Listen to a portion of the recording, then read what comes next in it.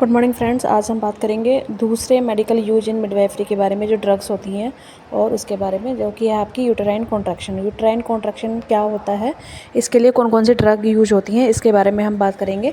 तो देखिए, इंट्रोडक्शन जब हम देखेंगे यूटेराइन कॉन्ट्रैक्शन का, तो प्रसूति लेबर के समय, ठीक है, लेबर के प्रसूति मतलब लेबर के समय, जब डिलीवरी होती है उस समय, लेबर के समय यूटेराइन कॉन्ट्रैक्शन, गर्भाशय संकुचन मुख्य भूमिका निभाते हैं। यह कॉन्ट्रैक्शन गर्भाशय की मांसपेशियां यूटेराइन मसल्स द्वारा उत्पन्न होते हैं, जिसकी वजह से गर्भाशय ग्रीवा सर्विक्स का फैलना या डायलेट होना स्टार्ट होता है और अंततः शिशु का जन्म हो जाता है। तो यूटेराइन कॉन्ट्रैक्शन होता है क्या है बेसिकली? यूटेराइन कॉन्ट्रैक्शन वो पेन होते हैं जो जब डिलीवरी कंप्लीट, जब आपकी प्रेगनेंसी कंप्लीट हो जाती है 9 मंथ की, उसके बाद जब आपको डिलीवरी पेन होने स्टार्ट होते हैं, तो डिलीवरी पेन स्टार्ट होने के लिए जो आपका पैसेज होता है, जो रास्ता होता है सर्विक्स का, उसको डायलेट करने का काम, बेबी को ऊपर से नीचे की तरफ ढकेलने का काम जो करते हैं, उनको हम यूटेराइन कॉन्ट्रैक्शन कहते हैं। तो देखिए, यूट्राइन कॉन्ट्रैक्शन की विशेषता क्या होती है, ठीक है, इसके कैरेक्टरिस्टिक क्या होते हैं, इसके बारे में बात कर लेते हैं।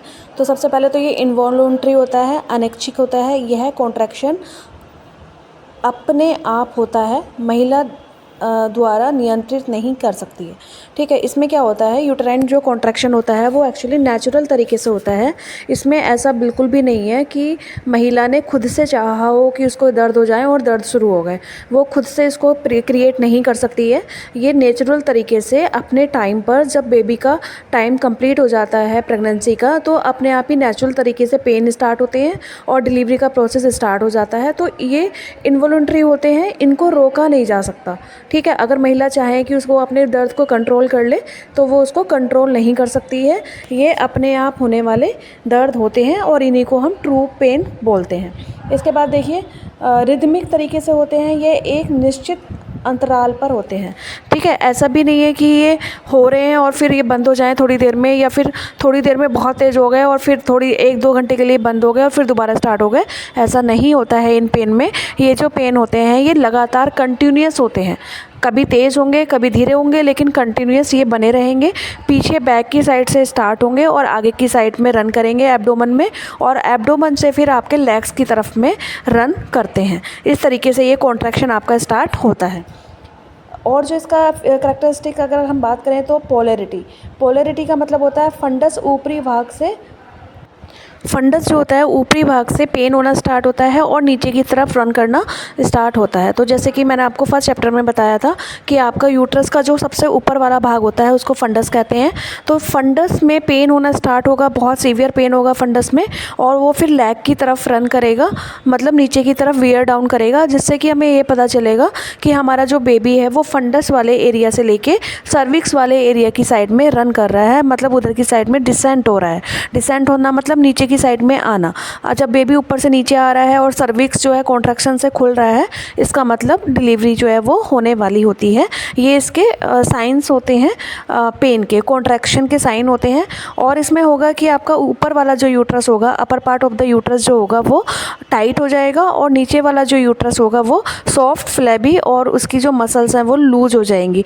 इससे क्या होगा कि जो ऊपर वाला यूट्रस है वहाँ से बेबी नीचे की तरफ खिसक जाएगा और नीचे आके फंस जाएगा। ये इसका इंडिकेशन होता है। अब देखिए, फोर्थ जो पॉइंट होगा आपका होगा फंडल्स डोमिनेंस। फंडल डोमिनेंस होता है सबसे मजबूत संकुचन फंडस में होता है। भाई सब फंडस जो आपका एरिया होता है, जो आपके यूट्रस का अपर वाला पार्ट होता है, सबसे ज़्यादा स्ट्रॉन्ग जो पेन होते हैं वो आपके फंडस में होते हैं।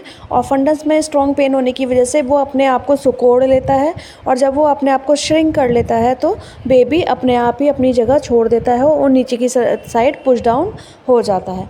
फिफ्थ जो पॉइंट होगा आपका होगा डिमिनिशिंग ग्रेडियंट।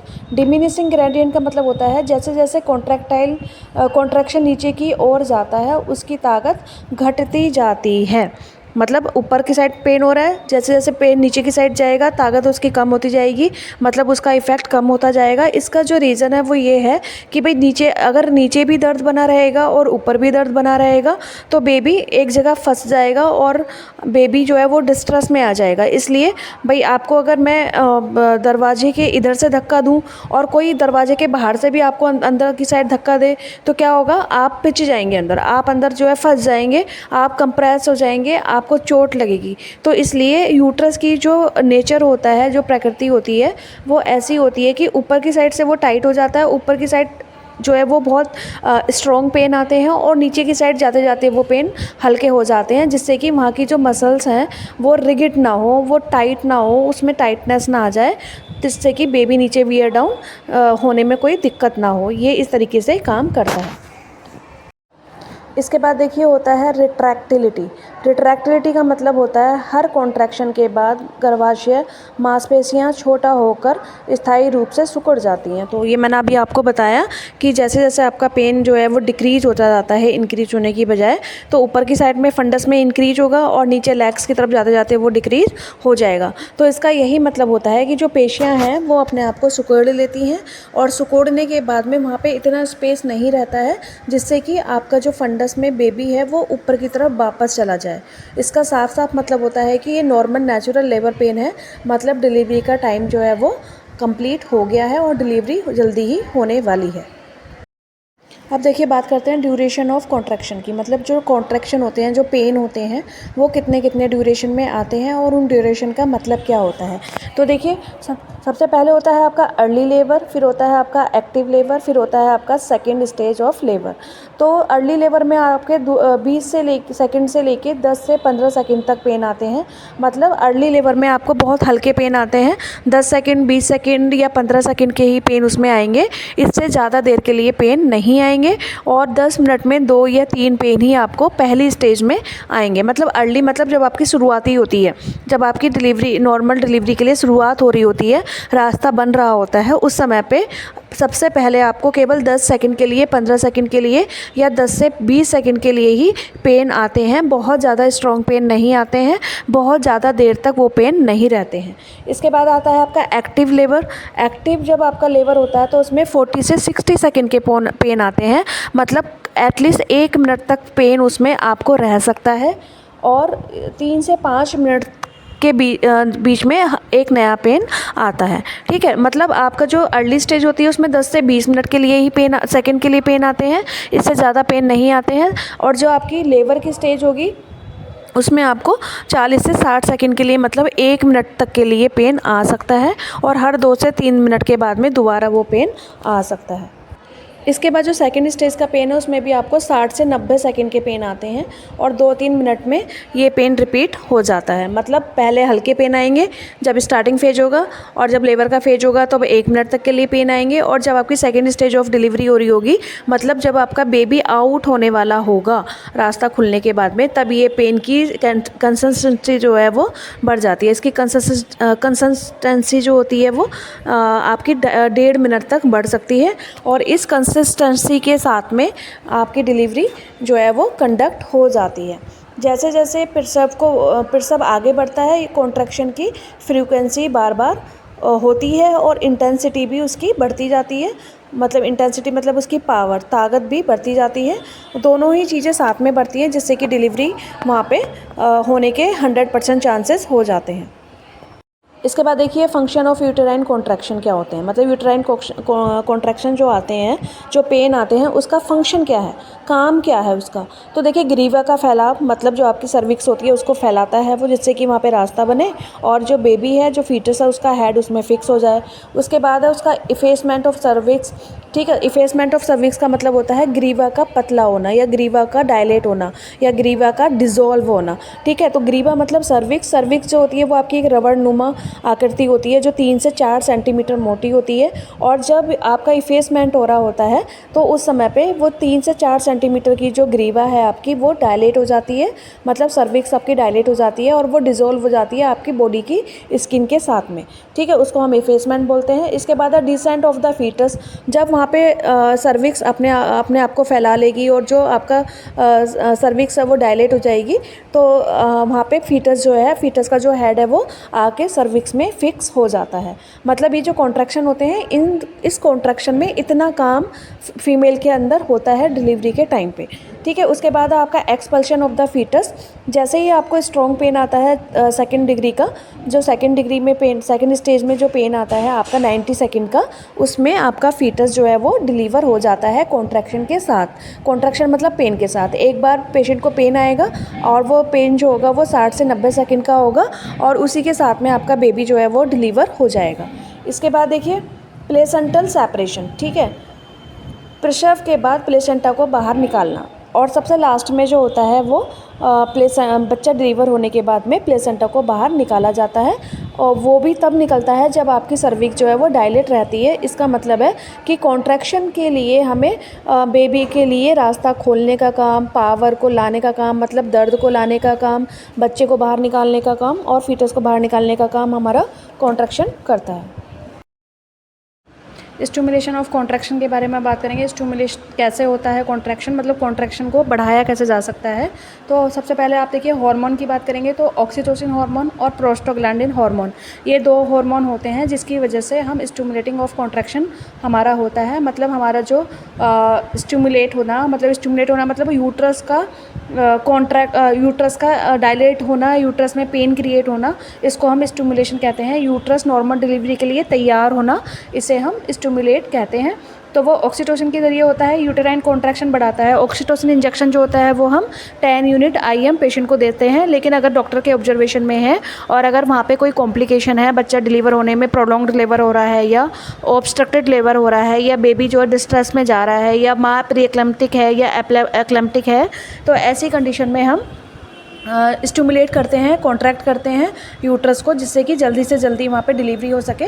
तो उसके लिए हम 10 यूनिट ऑक्सीटोसिन IM दे सकते हैं, और अगर डॉक्टर की ऑब्जर्वेशन में है तो डिप में भी हम डाल सकते हैं। 500 ml जो एनएस होती है उसमें हम 10 यूनिट ऑक्सीटोसिन डाल के स्लोली पेशेंट को लगा सकते हैं, जिससे कि धीरे धीरे उसका जो सर्विक्स है वो डायलेट हो और बेबी डिलीवर होने के लिए कॉन्ट्रैक्शन आने शुरू हो जाए।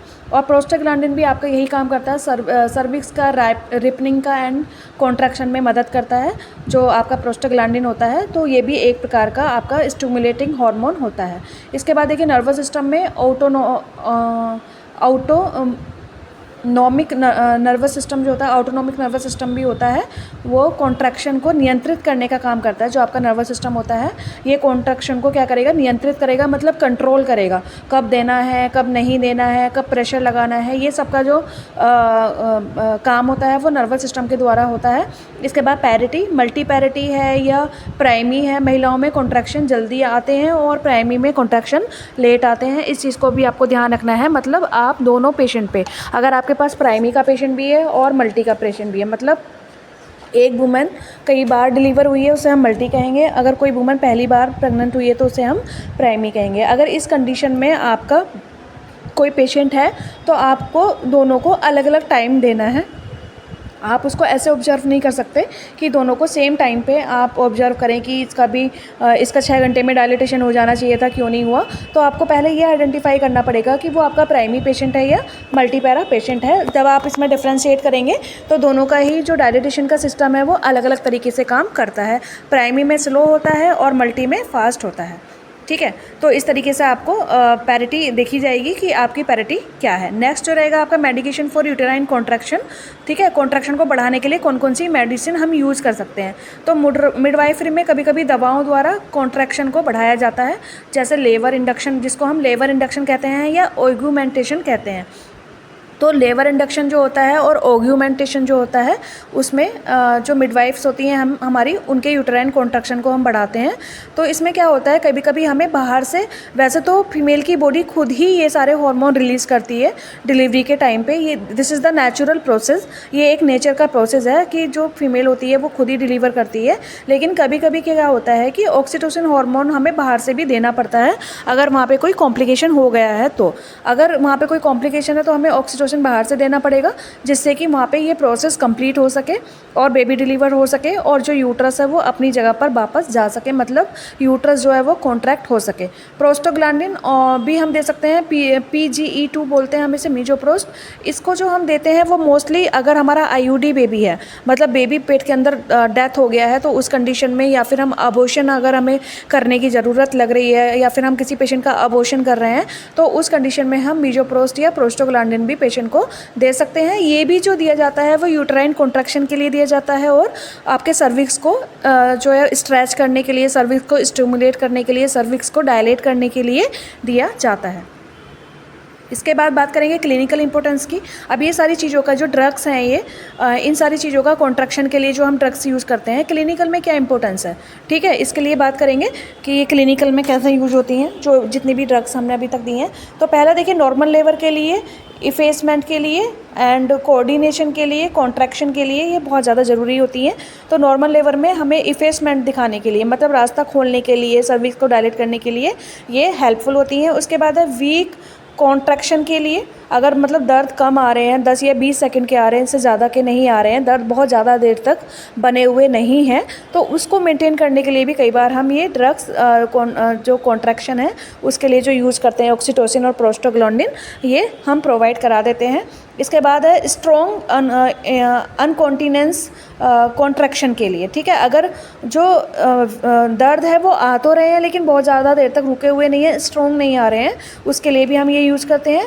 इसके बाद जो आपकी पार्टोग्राफ होता है, ठीक है, जब हम मिडवाइफ में पार्टोग्राफ फिल करते हैं तो उसके ऑब्जर्वेशन द्वारा अगर वहाँ पे कॉन्ट्रैक्शन में कोई दिक्कत आ रही है, या फ्रीक्वेंसी बनी हुई नहीं है, या ड्यूरेशन बनी हुई नहीं है, या इंटेंसिटी जो है उसकी वो प्रॉपर नहीं मेंटेन हो रही है, तो उस चीज़ को मेंटेन करने के लिए भी कई बार हम ये जो प्रोस्टाग्लैंडिन ड्रग्स होती हैं, जो आपके कॉन्ट्रैक्शन को बढ़ाने के लिए जो ड्रग्स होती हैं, उनका यूज़ यहाँ पे कर सकते हैं। तो ये बहुत ज़्यादा इंपॉर्टेंट पॉइंट्स हैं जिनके लिए हम ये ड्रग को रेफ़र कर सकते हैं और जल्दी से पेशेंट को डिलीवर करा सकते हैं। किसी अदर कॉम्प्लिकेशन ना हो जाए पेशेंट को, उससे हम इसको प्रिवेंट कर सकते हैं। पीपीएस से हम इससे प्रिवेंट कर सकते हैं। अगर बच्चा आपका डिस्ट्रेस में जा रहा है तो उससे हम प्रिवेंट कर सकते हैं। अगर आपका प्रोलॉन्ग्ड लेबर हो रहा है या ऑब्स्ट्रक्टेड लेबर हो रहा है तो उससे भी हम ये ड्रग्स की हेल्प से प्रिवेंट कर सकते हैं। इसके बाद देखिए, इसका कंक्लूजन क्या निकलेगा, इसका रिजल्ट क्या निकलेगा, इसकी समरी क्या होगी। तो यूटेराइन कॉन्ट्रैक्शन प्रिसर्व की आत्मा है, पावर ऑफ लेबर है, ठीक है। आत्मा मतलब पावर है, शक्ति है, ताकत है। तो यूट्राइन कॉन्ट्रैक्शन अगर आएगा तभी नॉर्मल डिलीवरी जो है वो हो पाएगी, अदरवाइज़ वो नहीं हो पाएगी, ठीक है। यह गर्भाशय ग्रीवा को फैलाने का और शिशु को जन्म नली से बाहर निकालने में हेल्प करता है। मिडवाइफरी प्रैक्टिस में कॉन्ट्रैक्शन का निरीक्षण में हेल्प करेगा और सही प्रबंधन अत्यंत आवश्यक है। यदि कॉन्ट्रैक्शन कमज़ोर हो तो ऑक्सीटोसिन या प्रोस्टाग्लैंडिन द्वारा सहायता दी जा सकती है, और यदि कॉन्ट्रैक्शन बहुत अधिक हो तो मदर एवं बेबी की सेफ्टी के लिए इंटरवीनस किया जा सकता है। तो बेसिकली देखा जाए तो ये प्रोस्टाग्लैंडिन और जो ऑक्सीटोसिन होते हैं, ये जो ड्रग होती हैं यूटेराइन कॉन्ट्रैक्शन वाली, तो यूटेराइन कॉन्ट्रैक्शन ड्रग जो है वो हेल्प करती हैं वुमेन को लेबर को इजी बनाने में, वुमेन के लेबर को जल्दी कराने में, वुमेन की डिलीवरी को सेफ कराने में और किसी भी प्रकार के कॉम्प्लिकेशन से बचाने में ये सारी चीज़ें हेल्प करती हैं। अगर वुमेन को पेन नहीं आ रहा है अच्छा लेकिन रास्ता खुला हुआ है तो पेन को इंक्रीज़ कर देंगी। अगर पेन बहुत अच्छा आ रहा है, रास्ता बना हुआ नहीं है, तो रास्ते को बना देंगी। यदि आपकी डिलीवरी हो गई है लेकिन आपका यूट्रस वापस कॉन्ट्रैक्ट नहीं हो रहा है, वापस अपनी शेप में नहीं जा रहा है, आपकी सर्विक्स क्लोज नहीं हो रही है, आपका मिल्क सिक्रीशन नहीं हो रहा है, तो इन सारी चीज़ों में भी आपका ये मेडिसिन जो हैं वो हेल्पफुल होती हैं। इसको ही हम यूटेराइन कॉन्ट्रैक्शन कहते हैं। ये आपकी डिलीवरी को आसान बनाती हैं, आपके पेशेंट को सेफ़ रखती हैं। लेकिन ये सारी जितनी भी दवाइयाँ हैं, जितनी भी ये ड्रग्स हैं, ये सारी आपको खुद से अप्लाई नहीं करनी है जब तक आपके पास कोई ट्रेन डॉक्टर ना हो, जब तक आपके पास कोई हाई रिस्क प्रेगनेंसी को जो है वो उनके सिजेरियन कराने के लिए, उसको फर्दर ट्रीटमेंट देने के लिए या उसको किसी भी प्रकार के कॉम्प्लिकेशन से बचाने के लिए अरेंजमेंट्स ना हो, ये सारी चीज़ें आपको अप्लाई नहीं करनी है। फर्स्टली आपको ये आइडेंटिफाई करना है कि आपके हॉस्पिटल में सारी सुविधाएं उपलब्ध हैं या नहीं है। If there will be having any complication regarding this, then you can take any action against this immediately. अगर किसी भी प्रकार की वहाँ पे कॉम्प्लिकेशन हो रही है तो उसके लिए आप तुरंत कोई एक्शन ले सकें। इसके लिए पहले आपको एंश्योरिटी होनी चाहिए। जब आप एंश्योर हो जाएं कि हाँ आप एक्शन ले पाएंगे अगर कोई कॉम्प्लिकेशन हुआ, तभी आप ये ड्रग का यूज़ करें। अगर आप किसी पीएससी सीएससी पे काम कर रहे हैं, वहाँ पे ये फैसिलिटी नहीं है, लेकिन आपको ऐसा लग रहा है कि बच्चा डिस्ट्रेस में जा रहा है, अगर हमने इसे रेफ़र भी कर दिया तो भी ये बच्चा जो है बचेगा नहीं, तो ऐसी कंडीशन में आप उसको अप्लाई कर सकते हैं, लेकिन साथ में उसका उसका ऑब्जर्वेशन आपको करना है और आपको उसको बाद में रेफ़र भी करना है कि उसके बाद अगर कोई कॉम्प्लिकेशन होता है तो वो रेफ़रल यूनिट पे जाके आसानी से ट्रीट हो सके, ये आपको देखना है। तो आपको अगर अच्छी लगी हो क्लास तो प्लीज़ सब्सक्राइब कर दें, लाइक कर दें, कमेंट कर दें और अच्छा कंटेंट के लिए मोटिवेट करें। Thank you so much.